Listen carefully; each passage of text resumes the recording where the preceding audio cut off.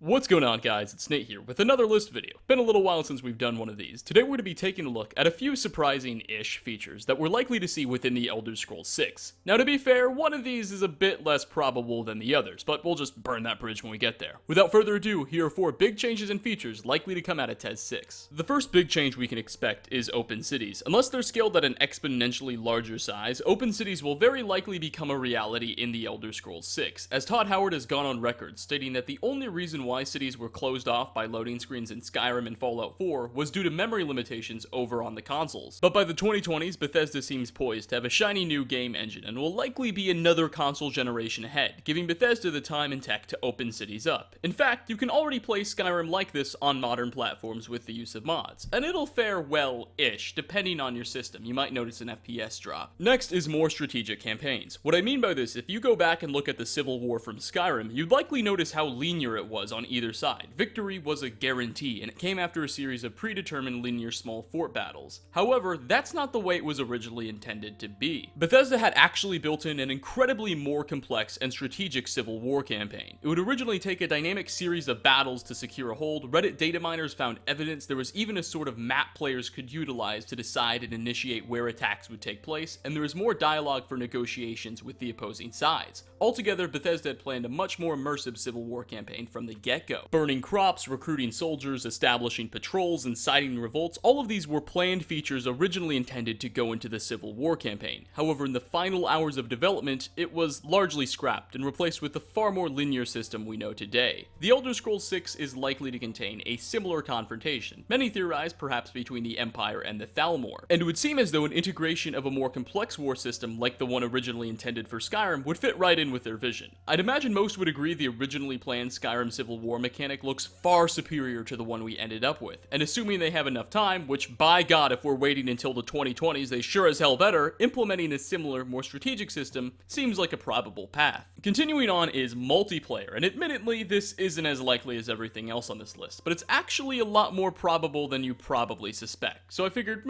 why not throw it here anyway. Bethesda Game Studios actually develops a form or variant of multiplayer within all of their games according to Todd Howard, however typically ends up scrapping it shortly thereafter due to cohesion and technical issues. The true purpose of creating all of these multiplayer elements for Bethesda seems to just be a means of testing the waters, but perhaps with more modern technology and additional time, some of those issues may be resolved. Furthermore, Bethesda's Maryland studio recently placed job openings for candidates with, quote, experience developing multiplayer games. So Bethesda may just be taking this idea a bit more seriously than most of us suspect. Finally, we have combat arenas, something that Bethesda has actually experimented with quite a bit. If you played Oblivion, you'll recall the arena, which allowed you to bet on and fight within gladiatorial matches. Skyrim obviously never saw this feature, but what you may not have known is it seemed to have originally planned to. There's an unfinished location called the Windhelm Pits that can be accessed with console commands. Alas, this never found its way into the game. In Fallout 4, there was another area called the Combat Zone. This location was actually finished and featured a large cage arena. Unfortunately, you couldn't really do anything in there. However, as data miners revealed, Bethesda originally held a much more ambitious plan for the place. Within the game's files was found a lot of cut dialogue, suggesting that the player would be able to participate in and bet on arena matches, very similar to the Oblivion system, and would appear to be unfinished scripts that were also uncovered, implying that this feature was stripped at the very last minute, likely due to time constraints, similar to what happened to the more complex Skyrim Civil War. Bethesda has, in essence, experimented with this mechanic in every single one of their games since Oblivion, so it's very likely that they'll give another crack at it, and hopefully this time it'll bode some more successful results. But with that, we're going to wrap up. Hopefully something in this list caught your eye that you weren't originally expecting, and leave a comment down below with things that you're hoping to see out of the Elder Scrolls 6. I did my best to steer clear of things that were more obvious / general, such as better graphics or better performance, because I think we all know that's coming. But I do hope you all enjoyed, and I hope to see you all in my next video. Peace out, everybody.